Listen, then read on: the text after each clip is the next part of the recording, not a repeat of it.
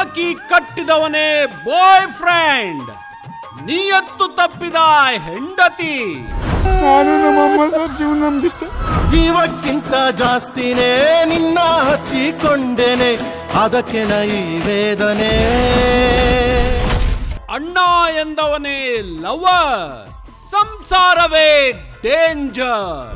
ನಾವು ಆ ಥರ ಮಾಡಿದ್ರೆ ನಿಯತ್ತಾಗಿರೋದ್ರೆ ಬದುಕಿಲ್ಲ ಸರ್. ನಮ್ಮಂಥ ಗಂಡ್ಮಕ್ಳಿಗೆ ಗಂಡ್ಮಕ್ಳಾಗಿ ಹುಟ್ಟಿರೋದು ತಪ್ಪ. ನಾವು ಸಿಕ್ಕರೆ ಒಳ್ಳೆ ಹುಡುಗ ಸಿಕ್ಕರೆ, ಹುಡುಗಿರು ಅಳ್ಳ ತೋಡೆ ಬಿಡ್ತಾರೆ.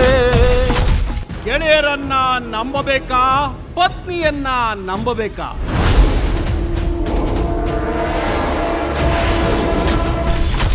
ಗಂಡಸರೇ ಹುಷಾರ್.